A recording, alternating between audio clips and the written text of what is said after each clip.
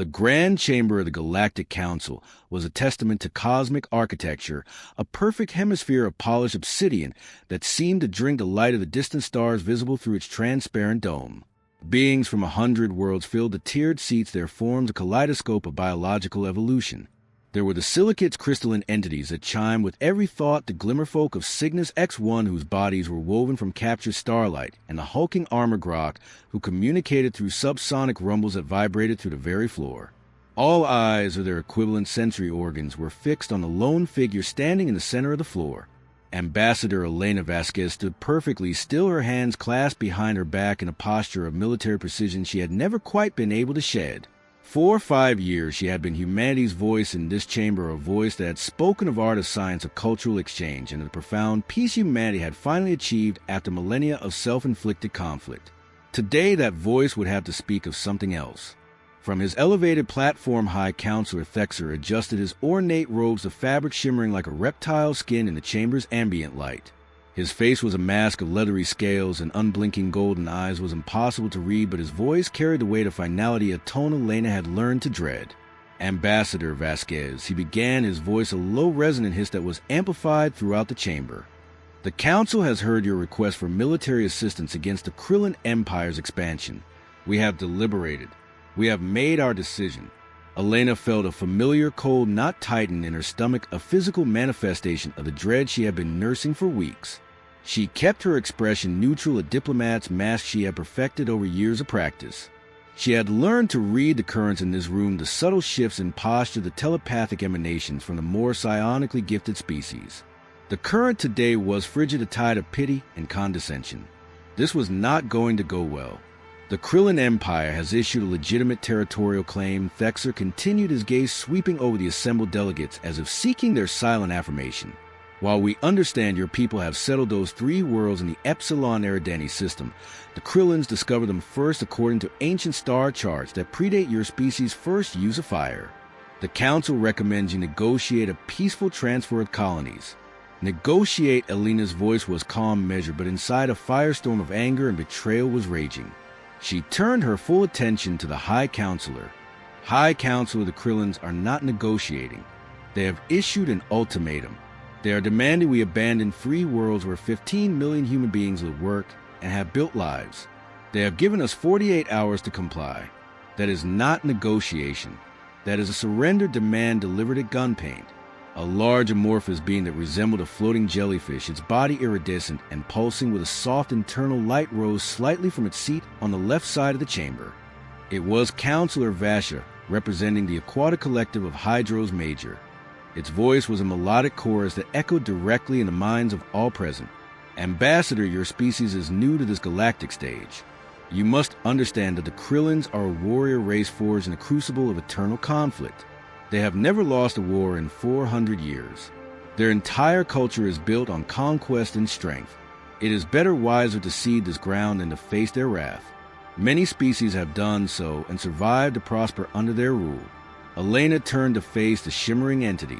Counselor Vasha, are you saying that the Council will not help us defend our own people?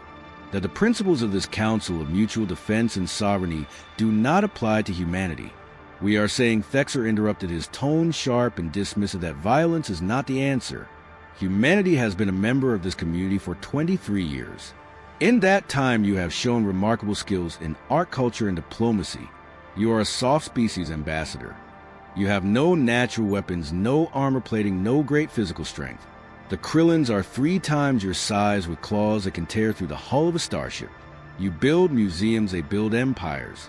It is a simple matter of cosmic reality. So we should just give up, Elena said, her voice losing a fraction of its composure, a sliver of the ice cracking to reveal the fire beneath. We should abandon 15 million of our people, because another species is bigger and stronger than us. We are offering you our thoughts and our condolences. Another counselor added, a small furry creature from the Epsilon Indy system. But the Council does not interfere in territorial disputes of this nature.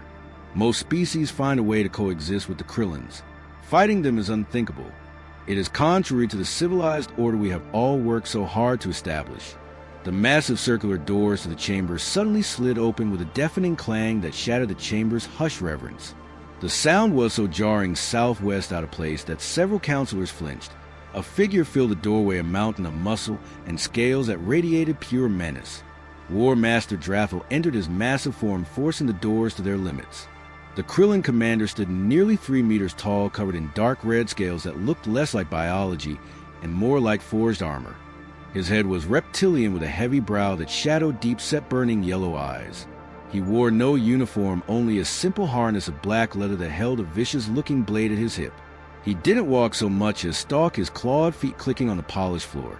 His yellow eyes scanned the room, dismissing the assembled aliens as irrelevant before settling on Elena with a predator's focus. The human ambassador, he said, his voice a deep rumble that seemed to vibrate in Elena's bones. I came to hear your answer personally. I prefer to see the fear in the eyes of those who beg for my mercy. Elena turned to face him fully. She was barely half his height, a slender primate in a simple diplomatic uniform, but she didn't step back. She didn't flinch. She held his gaze, channeling every ounce of her will into that one act of defiance. War Master Drathel, humanity's answer is no. We will not abandon our colonies. We will not surrender our people. The chamber fell into a profound shock silence. Several counselors shifted uncomfortably in their seats, their postures screaming their disapproval. Drathel stared at her for a long moment, his expression unreadable. Then he threw his massive head back and laughed. It was a booming, thunderous sound that echoed off the obsidian walls, a sound of pure, unadulterated amusement. You fight us. Your species has no fangs, no claws, no strength. You are prey animals playing at being soldiers. It is adorable. We are not as weak as we look, Elena said quietly, her voice cutting through his laughter. I have seen your military reports, Ambassador Drathel said, his chuckle subsiding into a low, dangerous purr. Your ships are slow. Your weapons are primitive. Your soldiers are fragile creatures of flesh and bone that break easily. The Council is right to call you a soft species. You are tame, domesticated. He leaned down, bringing his massive scaled head close to hers. The air around him smelled of ozone and old blood. In 2 days, my fleet will arrive at your colony of New Britannia. Your people can leave peacefully or they can die. The choice is yours. I do not care which. Elena didn't flinch. She looked directly into his burning yellow eyes. Then I suppose you'll learn something about humans that the Council doesn't know. And what is that? Drathel asked, genuinely intrigued. We don't like bullies. Drathel laughed again, a shorter, sharper sound this time. He straightened up and turned to leave. Your bravery is admirable, little human, but bravery without strength is just foolishness. My fleet will arrive at your colony of New Britannia in 48 hours. I look forward to your surrender. As the massive Krillin left the chamber, Thexer spoke again, his voice urgent, almost pleading. Ambassador Vasquez, please reconsider. The Krillins have conquered 17 species. They are unstoppable. They are a force of nature. Elena turned back to the Council, her face a mask of cold resolve. High Counselor, I have a question. In the 400 years the Krillins have been conquering worlds, has anyone ever fought back? Really fought back? Thexer seemed confused by the question. Most species engage in some defensive battles, yes, but the Krillins always win. Their military might is overwhelming. That's not what I asked, Elena, pressed her voice gaining intensity. Has anyone fought a total war against them? Has anyone made them bleed for every inch of ground? Has anyone made them afraid? Afraid. Vash's voice was a chorus of pure shock. Ambassador, war in the galaxy is a civilized affair. We have rules. We have honor. We do not engage in savagery. You have rules, Elena interrupted, her voice sharp as broken glass. We have history. 10,000 years of human history is filled with one thing: war. We fought ourselves for so long that we got very, very good at it. Maybe too good. She looked around the chamber at all the alien faces, the crystal beings, the furry creatures, the floating entities. The Krillins think we're soft because we don't have claws or armor. But humanity learned long ago that the deadliest weapon isn't the one you're born with. It's the one you build. She pulled out a small, sleek communication device, a human design that looked deceptively simple. She pressed a single glowing button. This is Ambassador Vasquez.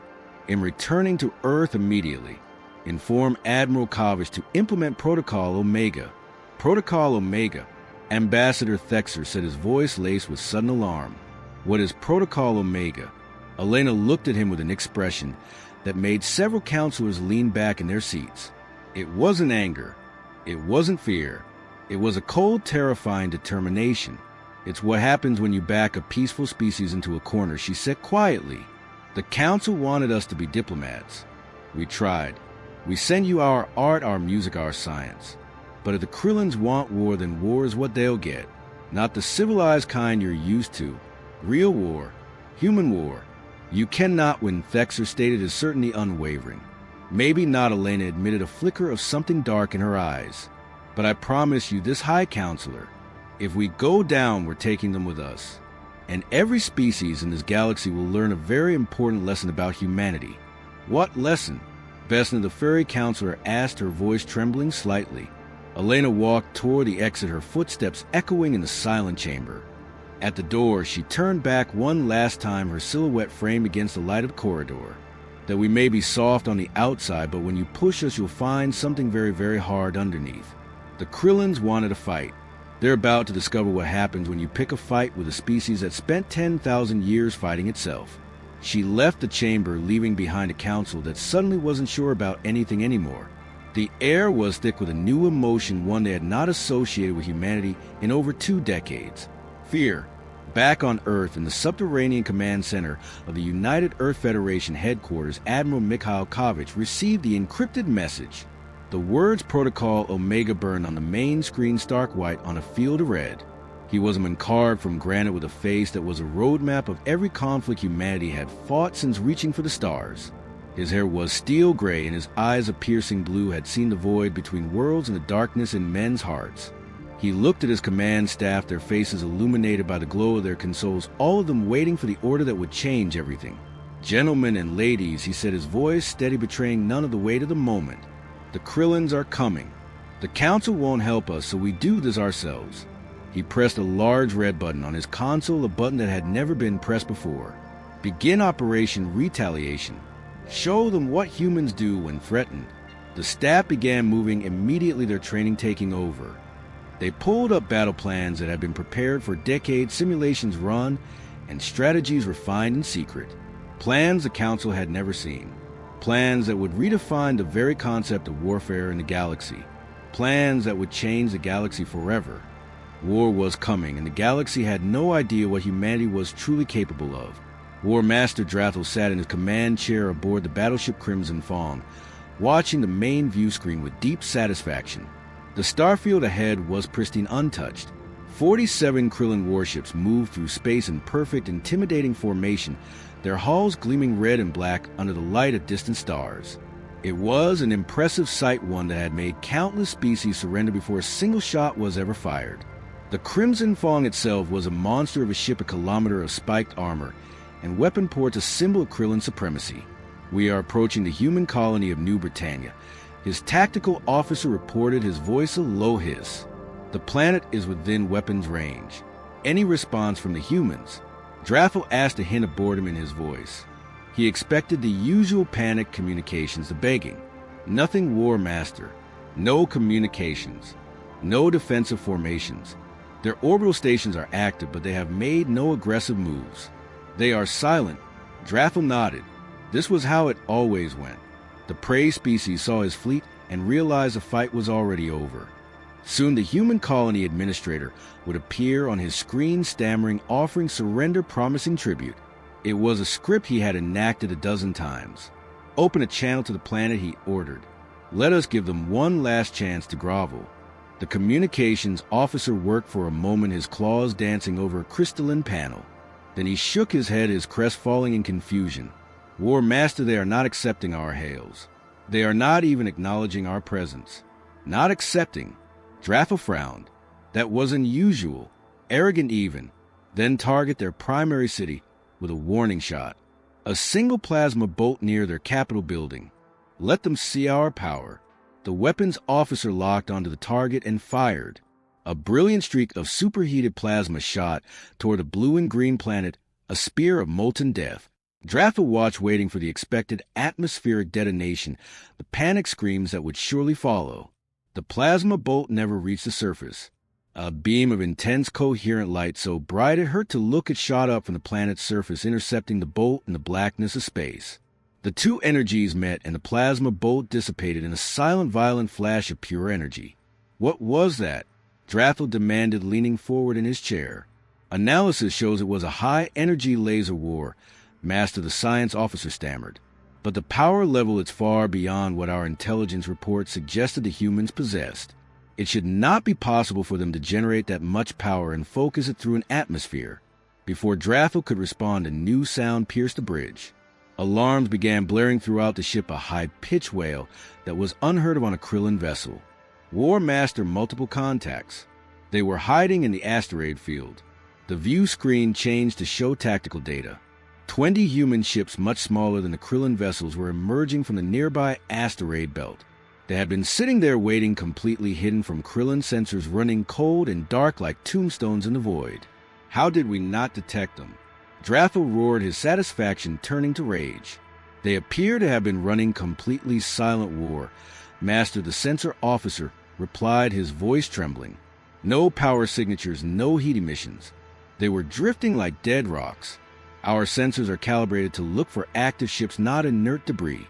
Drathel watched as the human ship suddenly came to life, their engines burning bright.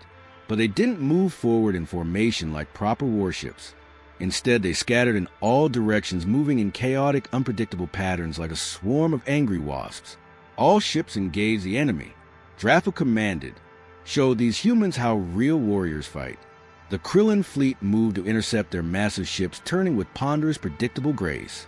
The humans were faster, much faster than the intelligence reports had indicated. They darted between the Krillin vessels like insects, too quick to track properly their movements, defying the standard rules of naval engagement. Then the humans opened fire. It wasn't like any battle Drathel had ever seen. There were no formal challenges, no honorable exchanges of fire between matched opponents. The humans simply attacked whoever was closest, firing a bewildering variety of weapons, and then immediately running away before the Krillins could bring their heavier guns to bear. Cowards, Drathel snarled. They won't even stand and fight like warriors. But cowardly or not, it was brutally effective. One of his ships, the Bone Crusher, a heavy cruiser, suddenly went dark as a human vessel shot past it at incredible speed. A single fleeting attack. Bone Crusher report. Drathel barked. War Master, we've been hit by some kind of kinetic projectile, came the pained voice of the ship's captain over the comm. It punched straight through our shields and into our engine core. We're losing power, we're dead in the water. Kinetic projectiles. Drathel was confused. Who used simple metal slugs in space combat. It was archaic, but he quickly realized a horrifying problem. The Krillin shield were designed to stop energy weapons, plasma particle beams, lasers. A physical object moving at a significant fraction of light speed went through them like they weren't even there. More alarms. Another ship was reporting damage. Then another. The humans were using multiple types of weapons, switching between lasers, missiles, and those devastating kinetic rounds. They weren't giving the Krillins time to adapt their defenses. War Master, we have mines. The tactical officer shouted. The humans have seeded the space around the planet with mines. Thousands of them. 3 Krillin ships on the flanks suddenly exploded in silent, brilliant blossoms of fire as they hit the hidden weapons. Drathel felt something he hadn't experienced in decades of constant warfare. A cold, creeping confusion. The humans were fighting without any honor, without any rules. They were using every dirty trick imaginable. A small human ship, a corvette, shot directly toward a Crimson Fawn. Drathel smiled a predator's grin. Finally, a direct confrontation. Target that vessel and destroy it. He ordered. His weapons officer fired. But the human ship suddenly decelerated hard, a maneuver that should have torn the ship apart from the stresses, and the plasma bolt shot past it harmlessly. The ship immediately accelerated again, closing the distance. It's not firing, War Master, the tactical officer said, confused. It's just flying straight at us. Too late, Drathel realized what was happening. Evasive maneuvers. It's a... The human ship slammed into the Crimson Fang shields at full speed and exploded. But it wasn't a normal explosion. The blast was nuclear. A small tactical fusion bomb that turned the ship into a miniature star for a fraction of a second. The Crimson Fang's shield, designed to withstand sustained bombardment, flickered and died, instantly overloaded by the blast's raw power. Shield generators are offline. Hull breaches on decks 4 through 7. A damage control officer screamed over the chaos. They're insane. They used their own ship as a bomb. Drathel stared at the view screen in disbelief. What kind of species sacrificed their own people like that? What kind of warriors turned their own vessels into weapons? More human ships were approaching now, and Drathel could see small objects dropping away from them. What are those? He asked, his voice a low growl. Drones, War Master, the sensor officer, replied, his voice filled with awe. Hundreds of them. They're autonomous attack drones. The small machines swarmed over the Krillin ships like predatory insects targeting sensors, weapons, and engines. They were too small and too numerous to effectively fight. For every one destroyed by point-of-fence fire, 3 more took its place. Then the railgun barrage began. From positions far outside the battle, hidden on the moons of the system's gas giant human weapons platforms that had been completely inert began firing. Long, slender tungsten rods accelerated to incredible speeds came streaking through space, slamming into Krillin vessels with devastating, unstoppable force. All ships retreat. Drathel finally ordered, pride warring with survival instinct. He was a warrior, but he was not a fool. This wasn't a battle anymore. It was a slaughter. Fall back to Rally Point Omega. Now, the Krillin fleet turned and ran their great warships limping away from the human colony, many of them trailing atmosphere and fire. Behind them, 12 Krillin vessels floated dead in space, their hulls torn open by weapons the Krillins had never even imagined. As the Crimson Fong, its shield still offline, jumped to faster than light speed, Drathel stared at the damage report scrolling down his screen. 12 ships lost. 12. Against an enemy with inferior numbers and supposedly primitive technology. His communications officer spoke quietly, his voice filled with a new kind of fear. War Master, were receiving a transmission from the human colony. It's being broadcast on all frequencies to the entire fleet. Put it on screen. Drathel growled. A human face appeared. He was older, with a stern face and eyes that held no emotion, only a cold, hard light. He wore a dark uniform with insignia Drathel didn't recognize. This is Captain Marcus Chun of the United Earth Federation, commanding the New Britannia Defense Group. War Master Drathel, you came to our home expecting us to surrender. Instead, you learned the first lesson about fighting humans. We don't fight fair, but we fight to win. The human's expression hardened. This was just one colony defended by one small battle group. We have 73 colonies in the entire Earth Defense Fleet. Come at us again and we'll show you what real war looks like. This is your only warning. The transmission ended. Drathel sat in silence for a long time, the bridge of his once proud ship in chaos around him. His warriors were looking at him, their expressions a mixture of shock and fear, waiting for orders. Finally he spoke, his voice heavy with the weight of his defeat. Send a message to Empress Shalara, he said. Tell her we need more ships. Many more ships. And tell her that everything we thought we knew about humans was wrong. On New Britannia, Captain Marcus Chun watched the Krillin fleet disappear into the void, the ripples of their FTL jump fading into nothingness. His executive officer, a younger woman named Commander Eva Rostova, approached him, her face pale, but her eyes bright with adrenaline. So we lost 3 ships, she reported, her voice tight with controlled emotion, including the one Commander Rodriguez used for the suicide run. I know, Eva-chan said quietly, his gaze still on the starfield. Make sure their families know they saved 15 million people today. He looked at the damage display showing the 12 destroyed Krillin ships, a small but significant victory. Send all combat data to Fleet Command. Every other colony needs to know how we beat them. Do you think they'll come back? Rostova asked. Chin nodded slowly. Oh, they'll come back. The Krillins have never lost a war. They won't accept this. They'll come back with everything they have. Can we win against their entire fleet? Captain Chin thought about the question for a long moment. Then he smiled, a cold, hard smile that didn't reach his eyes. They still don't understand what they're fighting. They think this is about military strength, about ships and guns. It's not. He turned to look at his officer. This is about willpower. And humans have been fighting wars of survival since we lived in caves. The Krillins are about to learn what happens when you threaten our homes. The galaxy would soon learn that lesson too. Empress Shalara sat on her throne aboard the Imperial Dreadnought. The Conquerors wore a massive form radiating barely controlled rage. The holographic display before her showed the humiliating battle at New Britannia played back for the 3rd time. 12 ships lost. 12 of her finest warships destroyed by a species the Galactic Council had dismissed as soft. The silence in her throne room was thick enough to feel. "This is unacceptable," she hissed, her claws digging deep into the armrests of her throne, carving gouges in the ancient metal.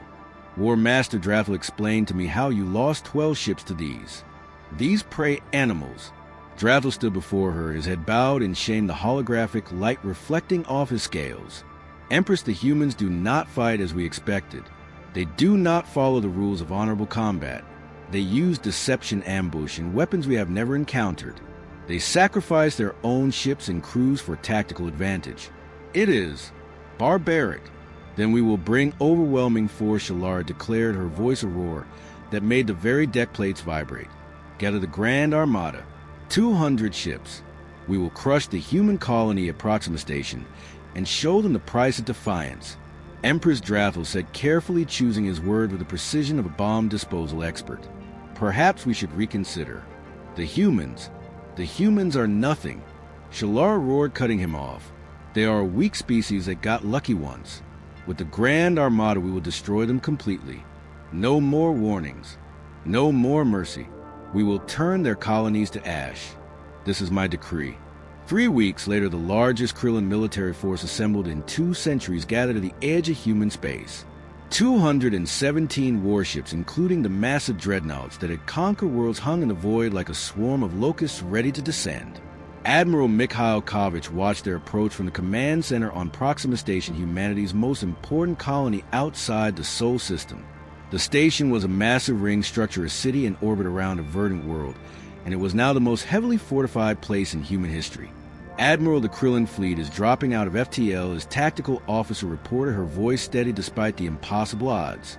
"Confirmed count, 217 vessels. They're forming up at the edge of the system. Are our preparations complete?" Kovic asked calmly, his eyes fixed on the tactical display, a sea of red icons. "Yes, sir. Every defense platform is armed and active. The minefield is deployed. All civilian transports have evacuated. The special packages are in position." Kovic nodded. He was an older man, his hair gray and his face lined with decades of military service. He had fought in the Mars Independence War, the Titan Rebellion, and countless smaller conflicts. He had seen humanity at its worst and its base, and he knew one thing with absolute certainty. Humans didn't lose when their homes were threatened. "Open a channel to the Krillin fleet," he ordered. Empress Shalara's face appeared on the screen. Her yellow eyes gleamed with anticipation and contempt. "Human Admiral, I am Empress Shallara of the Krillin Empire. You have 1 hour to surrender Proxima Station unconditionally, or we will destroy every human in this system." Empress Kovic replied, his voice as steady as a glacier. "I need you to understand something. When you attacked New Britannia, you started something you don't fully comprehend. This isn't going to end the way you think. Is that a threat?" Shallara laughed, a harsh grating sound. "You have perhaps 50 ships defending this station. We have over 200. Your threats are meaningless." "It's not a threat," Kovic said quietly. "It's a warning. You can still turn back. Go home, tell your people you changed your mind. There's no shame in choosing peace. The only peace will be after we have conquered your species," Shallara snarled. 1 hour human. Then we attack." The transmission ended. Kovic turned to his command staff. "Well, we tried. Now we show them what total defense doctrine really means." He took a deep breath. "Give the order. Unleash hell." When the Krillin fleet advanced, they expected resistance. What they got was chaos. The minefield was far more extensive than anything at New Britannia. Thousands of mines, some of them nuclear, created a wall of explosions that destroyed the first wave of Krillin ships before they even reached weapons range. But the Krillins pressed forward, their sheer numbers allowing them to push through the carnage, their hulls scarred and burning. Then the defense platforms opened fire. But these weren't normal weapons. The humans had been busy during the 3 weeks since New Britannia. Every platform had been fitted with antimatter warheads, fusion lances, and electromagnetic pulse generators. The Krillins had never seen antimatter used as a weapon before. When matter met antimatter, the resulting explosion was absolute, devastating on a scale that defied physics.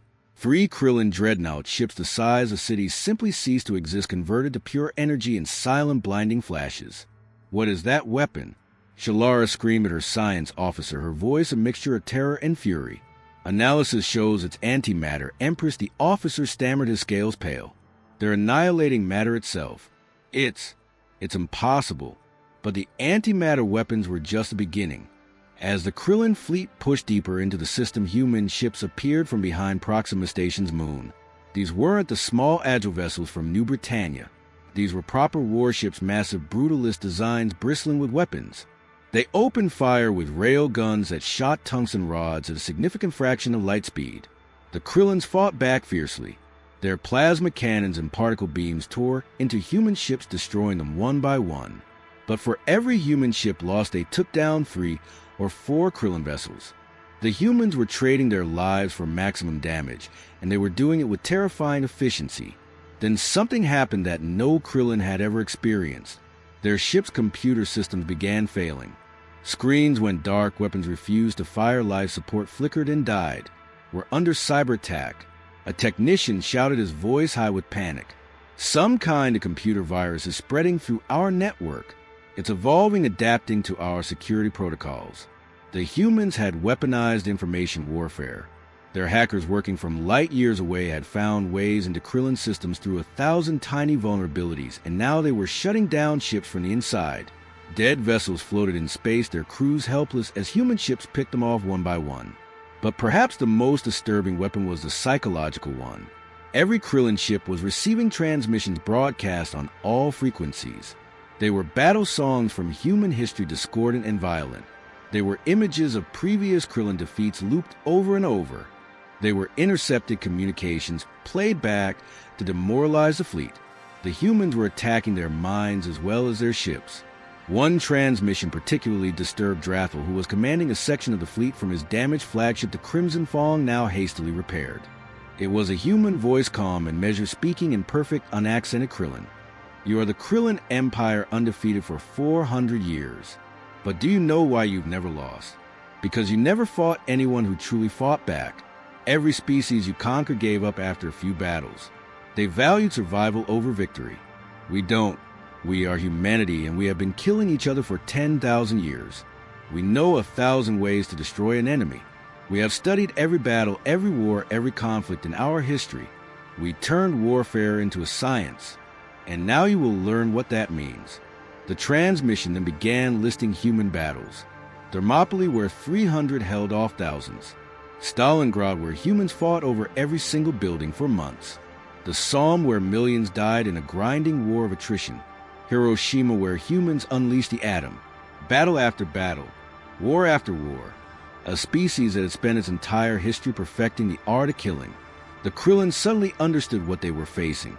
Most species in the galaxy had been peaceful for millennia. The Krillins themselves only fought wars of conquest every few decades. But humans, they had been in almost constant warfare for their entire existence. They hadn't just studied war. They had lived it, breathed it, perfected it. The Battle of Proxima Station lasted 16 hours. When it was over, Empress Shalara stared at the casualty reports in disbelief. 89 ships destroyed. 89. And yes, the humans had lost too. Proxima Station was heavily damaged and 34 human warships had been destroyed. But the station still stood, and human reinforcements were already arriving. But what terrified Shalara most was what happened next. As her fleet limped away to regroup, she received reports from the Krillin border worlds. Human ships had appeared attacking supply depots, fuel refineries, and communication stations. Small, fast strike forces had hit and ran before the Krillins could respond. The humans weren't just defending anymore. They were attacking. On Earth, Ambassador Elena Vasquez addressed an emergency session of the Galactic Council. High Counselor Thexer and the other members watched in stunned silence as she presented footage from the Battle of Proxima Station. The antimatter explosions, the cyber warfare, the sheer unrelenting brutality of it. The Krillins came with overwhelming force, Vasquez said, her voice ringing with conviction. They expected us to break. Instead, we showed them that humanity doesn't surrender. We adapt. We improvise. We overcome. She looked around the chamber, her gaze lingering on Thexer. The council advised us to negotiate. We tried. You told us the Krillins were unstoppable. We disagreed. Now, for the first time in 400 years, the Krillin Empire is facing attacks on their own territory. What are your intentions? Thexer asked slowly, his voice filled with a new wary respect. Our intention is to survive, Vasquez replied. If that means teaching the Krillins a lesson they'll never forget, so be it. She paused, letting her words sink in. And let me be clear to every species watching this transmission. Humanity will defend itself and its allies with every weapon at our disposal. We prefer peace, but if you bring us war, we will show you what a species forged in conflict can do. The chamber was silent. The soft species had just changed the balance of power in the galaxy, and the Krillins were learning far too late that some prey animals have very, very sharp teeth. Commodore Marcus Chun stood on the bridge of the UEF Retribution, a new heavily armed battlecruiser, watching the tactical display as his strike force moved through Krillin space. He had been promoted twice since the Battle of New Britannia, and now he commanded a fleet of 30 ships tasked with one mission: make the Krillins hurt. Sir, we're approaching the Kel 7 fuel refinery, his tactical officer reported. No defensive fleet detected, just some orbital defense platforms. Good, Chen said, his voice cold. Deploy the drones and take out those platforms. I want that refinery destroyed in 15 minutes. The attack was swift and brutal. Human drones swarmed the defense platforms, overwhelming them with numbers, while the Retribution's rail guns punched through the refinery's hull. Within minutes, the massive structure that provided fuel for dozens of Krillin warships was a spreading cloud of debris. Jump to the next target, Chun ordered. Don't give them time to respond. This was the new human strategy. Don't fight the Krillin fleet directly. Instead, destroy everything that kept the fleet running. Fuel depots, supply stations, shipyards, communication relays. The humans called it strategic bombing. The Krillins had never seen anything like it.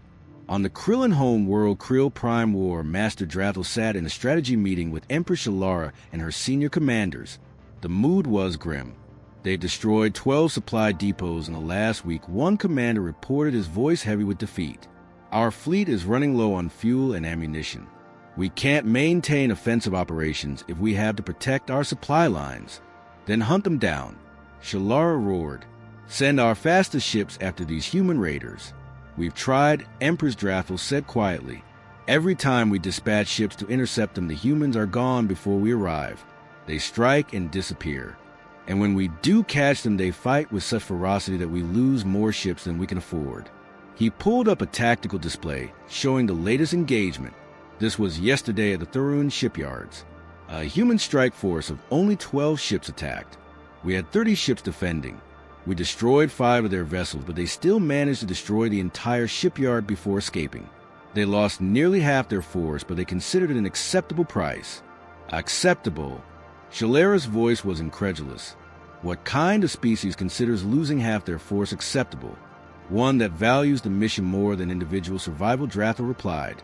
Empress, I have studied the humans since New Britannia. I've watched all their historical battle records we could obtain.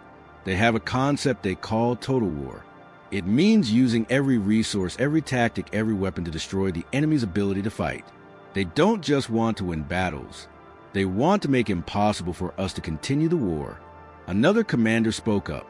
We're also facing problems on the home front, Empress. The humans have blockaded 3 of our colony worlds. They're not attacking the planets, but they're preventing any supply ships from reaching them. Our colonies are running out of food and medicine. This is not warfare. Shalakar slammed her fist on the table, the sound echoing in the tense room. This is terrorism. Where is the honor? Where is the dignity? They fight to win, Drathel said. That's all that matters to them. Across the galaxy in the Galactic Council chambers, High Counselor Thexer was meeting with Ambassador Vasquez. The atmosphere was tense. Ambassador, the Council is concerned, Thexer said carefully. Your military operations against the Krillins are becoming quite extensive. We're defending ourselves, Vasquez replied. The Krillins declared war on us, remember. Yes, but... Thexer struggled to find the right words. You're not just defending.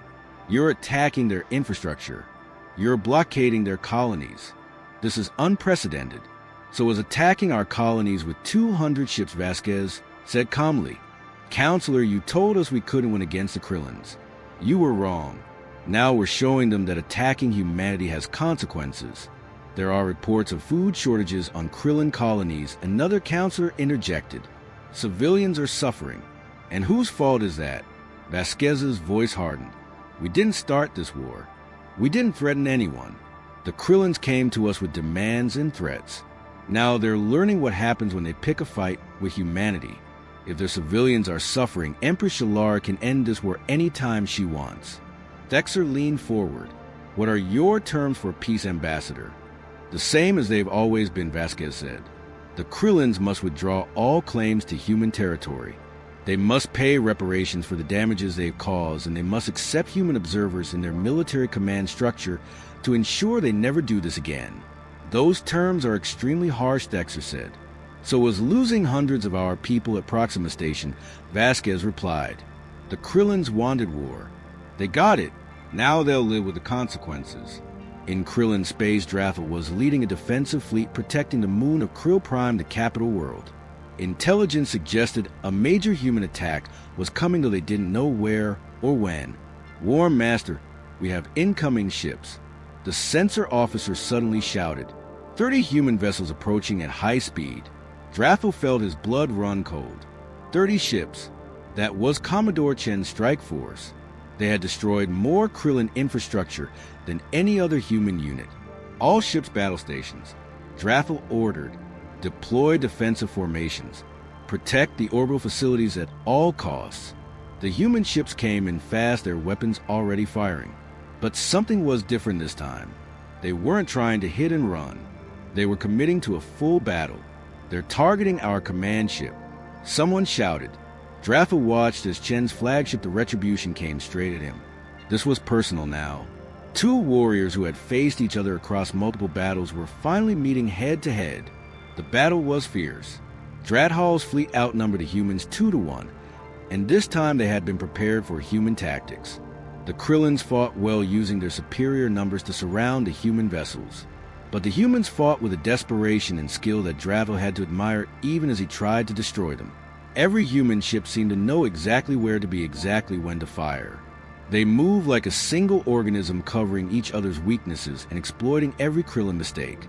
Chen's voice suddenly broadcast across all frequencies. War Master Drathel, this is Commodore Chen. I wanted you to see this. See what human? Drathal demanded. Behind you, Drathel spun to look at the rear tactical display. His blood froze. While he had been focused on Chen's strike force, 30 more human ships had emerged from FTL right on top of the orbital facilities they were supposed to protect. It was a diversion, Drathel whispered. The entire attack was a diversion. The second human force tore through the orbital infrastructure like wolves through sheep. Manufacturing plants, supply depots, shipyards, all of them exploded in rapid succession. The moon's defenses were completely unprepared for an attack from that direction. All ships protect the facilities. Drathel ordered, but it was too late. By the time his fleet could disengage from Chen's force and turn around, the damage was done. The moon of Krill Prime, visible from the Krillin home world itself, was now a graveyard of burning installations. As the human forces retreated, Chun sent one final transmission. War Master, you're a good warrior. Your people fight with honor. But honor isn't enough. Tell your Empress that if she doesn't surrender soon, the next strike won't be on your moon. It will be on Krill Prime itself. And we have weapons you haven't seen yet. Weapons we pray we never have to use. End this war. Drathel sat in his command chair, staring at the destruction around him. His officers were silent. They had just witnessed human forces strike at the heart of Krillin space within sight of their home world. The psychological impact was devastating. For the first time in 400 years, the Krillin Empire was afraid. On Krill Prime, riots broke out in the streets. Citizens demanded to know why their mighty military couldn't stop the humans. Food shortages were causing unrest. The blockaded colonies were crying out for help. And every day more news came of human attacks, more Krillin ships lost, more facilities destroyed. Empress Shallara sat alone in her throne room, watching reports from across her empire. Her military commanders were telling her they needed to negotiate. Her civilian advisors were warning of economic collapse. Her intelligence officers were showing her data that proved the humans had barely begun to use their full military capacity. War Master Drathel entered the throne room, his posture showing defeat. Empress, he said quietly, I must tell you something difficult. We cannot win this war. Shallara looked at him with tired eyes. Explain. The humans don't fight for glory or conquest, Drathel said. They fight for survival. And a species fighting for survival will use every weapon, every tactic, every advantage they have. We fight with honor. They fight to win. And in the end, winning is all that matters. He paused. If we continue, they will destroy us. Maybe not in one battle, but slowly, methodically, they will tear apart everything we built. We must surrender. The mighty Krillin, Empress ruler of an empire that had never lost a war, bowed her head. Contact the human ambassador, she whispered. Tell her we wish to negotiate. The conference room on the neutral station of Haven 7 was silent as the two delegations faced each other across a long table. On one side sat Empress Shalara War Master Drathel and the Krillin Diplomatic Corps. On the other side, Ambassador Elena Vasquez, Admiral Kovich, and Commodore Marcus Chun represented humanity. High Counselor Thexer stood at the head of the table, serving as mediator. His reptilian features showed relief that this war was finally ending, but also confusion about how it had ended this way. Empress Shalara Thexter began. You have requested this peace negotiation. Please state your terms. Shalara's voice was heavy with defeat. The Kralin Empire withdraws all territorial claims on human worlds. We will cease all military operations immediately. We ask only that the humans do the same and allow our blockaded colonies to receive humanitarian aid. Vasquez nodded slowly. We can agree to that, but there are additional terms. The Krillins must pay reparations for damages caused during this war. You must reduce your military fleet by 40%. And you will accept human military observers for the next 10 years to ensure compliance. Those terms are harsh, Shalara said. So was attacking our colonies with overwhelming force, Vasquez replied calmly. You started this war expecting an easy victory. You got something very different. These are the consequences. Drathel spoke up. We accept the terms. All of them. Shalara looked at her war master in surprise, but he met her gaze steadily. Empress, we lost. Continuing to fight will only destroy us completely. The humans have shown restraint by not attacking Krill Prime itself. We should be grateful for that mercy. Mercy, Shalara said bitterly. Is that what you call it? Yes, Chun said, speaking for the first time. Because we could have destroyed your home world, Empress. We had weapons positioned to do exactly that. Nuclear weapons, antimatter bombs, kinetic strikes from orbit. We could have killed billions of your people. But we didn't. The room went completely silent. Even Thexer looked shocked. Chin continued, his voice calm but firm. You see, that's the difference between us and you. You fight for conquest and glory. We fight to protect our homes. When our homes are safe, we stop fighting. We don't need to humiliate you or destroy your civilization. We just need you to leave us alone. Drathel studied the human Commodore for a long moment. May I ask you a question, Commodore Chin? Of course. How did you do it? How did a species with no natural weapons, no great physical strength become so effective at war? Chin was quiet for a moment, considering his answer. Because we had to, Empress. War Master, you said we have no claws or armor. That's true, but what we do have is intelligence and creativity. When our ancestors were weak, they built weapons. When they faced enemies, they developed tactics. When they went to war, they studied every battle to learn how to fight better next time. He pulled up a holographic display showing Earth's history. For 10,000 years, we fought each other. Tribe against tribe, nation against nation, ideology against ideology. We fought with sticks and stones and swords and spears and guns and bombs and nuclear weapons and beyond. Every generation of humans learned from the previous one's wars. We turned warfare into a science and an art, a terrible necessity. The display showed battle after battle, war after war. The Krillins watched in growing horror as the sheer scale of human conflict became clear. We didn't want to be good at war, Chin said quietly. We had to be, or we would have gone extinct. So we studied, we practiced, we remembered. Every battle, every tactic, every strategy. We wrote it all down and taught it to the next generation. By the time we reached space, we had 10,000 years of military knowledge. When you attacked us, you weren't just fighting the United Earth Federation. You were fighting the accumulated wisdom of every human warrior who ever lived. Drathel nodded slowly. I understand now. We were warriors who fought occasionally. You are a species of warriors who learned to live in peace, but the knowledge never left you. Exactly, Vasquez said. We prefer peace, War Master. We truly do. But when peace is not an option, we remember everything our ancestors taught us about survival. The treaty was signed an hour later. The Krillin Empire agreed to all human terms. The blockades were lifted, allowing humanitarian aid to reach Krillin colonies. Human ships began returning home, their mission complete. 1 week later, Ambassador Vasquez stood before the Galactic Council once more.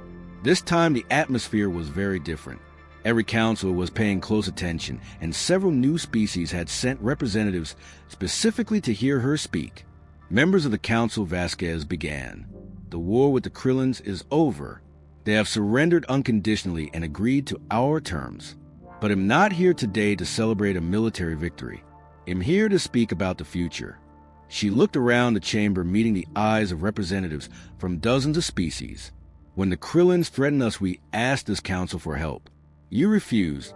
You told us we were a soft species that couldn't possibly win a war against a military superpower. You were wrong, but I don't blame you for that mistake. You judged us based on our appearance, our culture, our peaceful nature. You didn't know what we were capable of because we had never needed to show you. Thexer shifted uncomfortably in his seat. Now you know, Vasquez continued.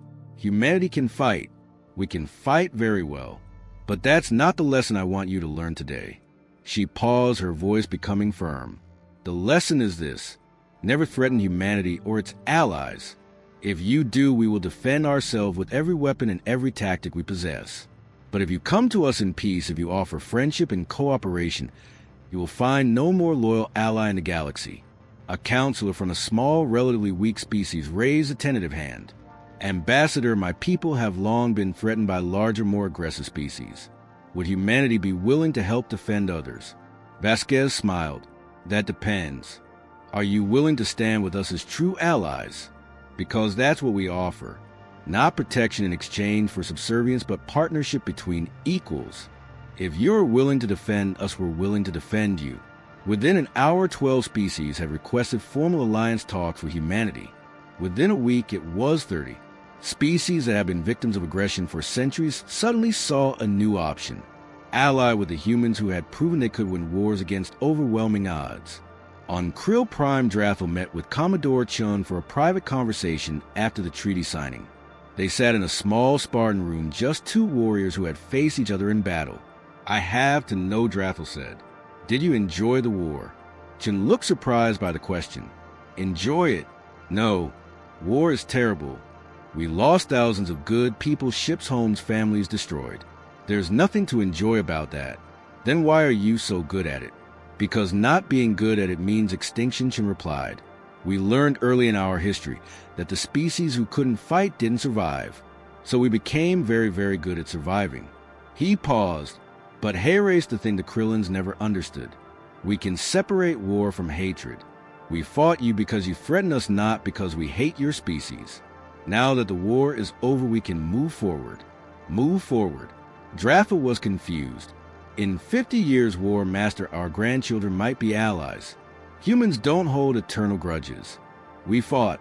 You lost. We made peace. That's how it works. We don't need to be enemies forever. Drathel thought about this for a long time. That is very strange. In Krillin culture, an enemy is always an enemy. Then maybe it's time to learn a different way, Chun said. You're not our enemy anymore. You're just another species trying to survive in a big galaxy same as us. As news of the human victory spread through the galaxy, the effect was dramatic. 3 aggressive species that had been planning expansionist campaigns suddenly abandoned them. They had watched what happened to the Krillins, and they had no desire to face human retaliation. At the same time, humanity's reputation transformed overnight. They were no longer the soft species good at art and diplomacy. They were now the species that had defeated the Krillin Empire, something no one had done in 400 years.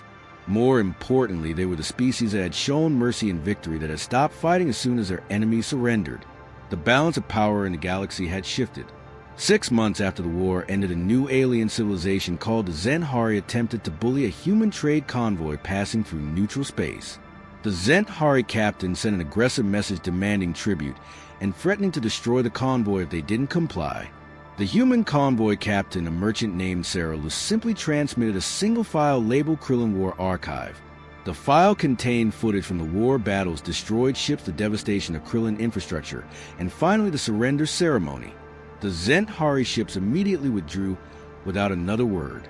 On Earth, in a quiet cemetery where fallen soldiers were buried, Admiral Kovach stood before a memorial wall. It listed the names of every human who had died in the war. Hundreds of names, good people who had given their lives to protect their species. Vasquez joined him, standing in silence for a moment. Was it worth it? Kovach asked quietly. Elena looked at the names, the sacrifices. They died so that millions could live, so that humanity could have a future not just in the galaxy but on our own terms. We showed the universe that we will not be victims, that we will not be bullied, that peace is a choice we make, not a weakness we have. So yes, Mikhail, it was worth it. She turned to him, a sad but determined smile on her face. Now the hard part begins. Building a better galaxy with the reputation we've just earned. Kovach nodded, his gaze still on the wall. We will. We're humans. It's what we do.